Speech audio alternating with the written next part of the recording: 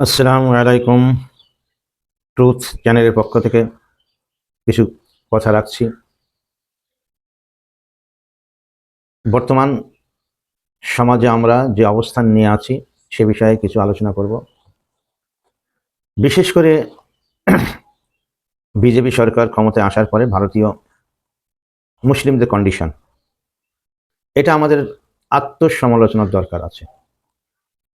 এই মুহূর্তে যদি আমরা জাতি হিসেবে আমাদের আত্মসমালোচনা না করি, তাহলে এই গোটা জাতিটাই আগামী দিনে ভয়ঙ্কর বিপদগ্রস্ত হবে, যে জেনারেশন আসবে।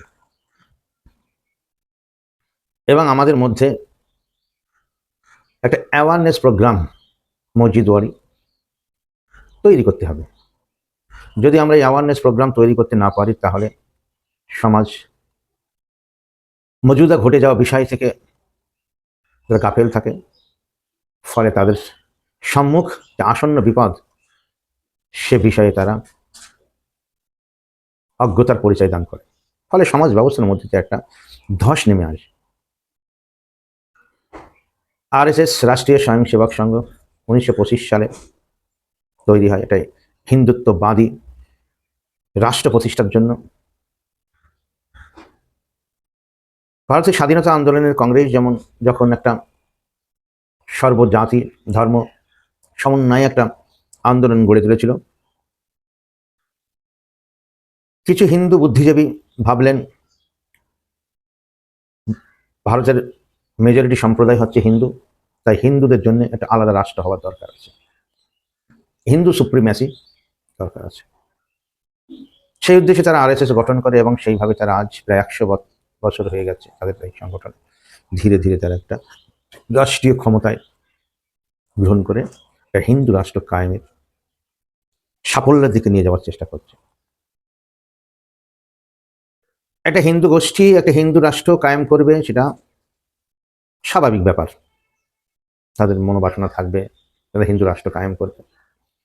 কিন্তু হিন্দু রাষ্ট্র কায়েমের ভিত্তি হচ্ছে তাদেরকে ইসলাম বিদ্বেষী এবং ইসলামকে কিভাবে ভারতবর্ষ নামক এই রাষ্ট্র থেকে তাদেরকে বিলীন করে দেওয়া যায়, অকেজো করে দেওয়া যায়, একটা জাতি একটা গোষ্ঠীকে কিভাবে নিষ্ক্রিয় করে দেওয়া যায়, এটাই তাদের মূল উদ্দেশ্য এবং মাকসদ।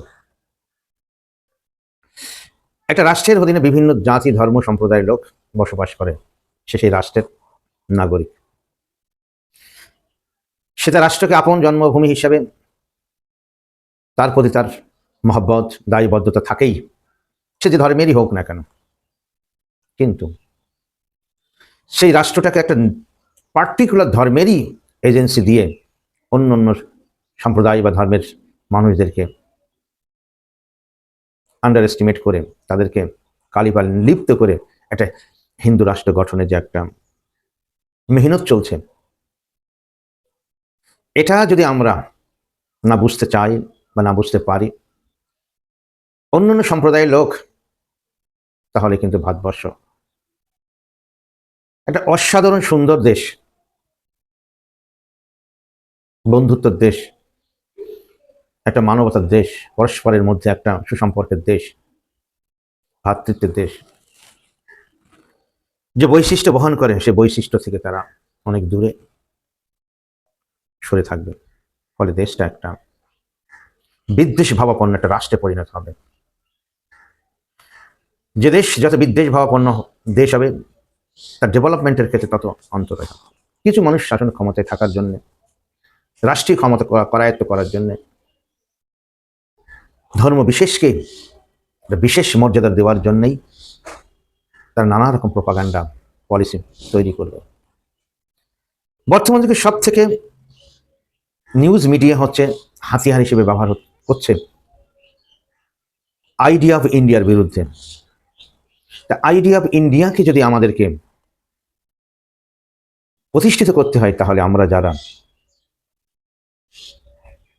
আইডিয়া অফ ইন্ডিয়ায় বিশ্বাসী করি, এই আইডিয়া অফ ইন্ডিয়ার আদর্শ ধারণ করে ম্যাক্সিমাম ভারতীয় এবং সর্বধর্মের মানুষজন আইডিয়া অফ ইন্ডিয়া বিশ্বাস করে।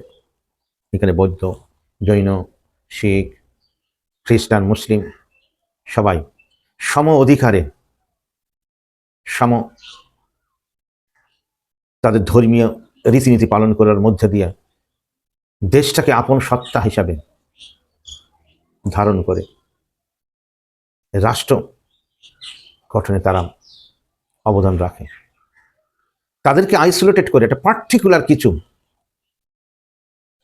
গোষ্ঠী, ধর্মকে বলবো না, একটা গোষ্ঠী ধর্মটাকে তাদেরকে হাতিয়ার করে অন্য সম্প্রদায়কে রাষ্ট্রবিরোধী বানিয়ে তারা যে রাষ্ট্র পরিচালনা করছে।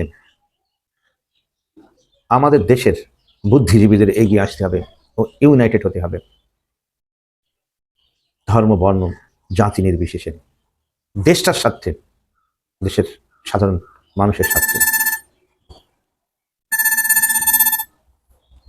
না হলে আমরা আবার দেশটা আগামীতে যে বিশ্ব রাজনীতিতে তাদের একটা গুরুত্বপূর্ণ ভূমিকা আছে বা থাকে, ভারতবর্ষ থেকে মানুষ প্রকৃত বিশ্ব ব্যবস্থা, সুন্দর ব্যবস্থা দিশারি পেতে পারে রাষ্ট্র পরিচালনার ক্ষেত্রে।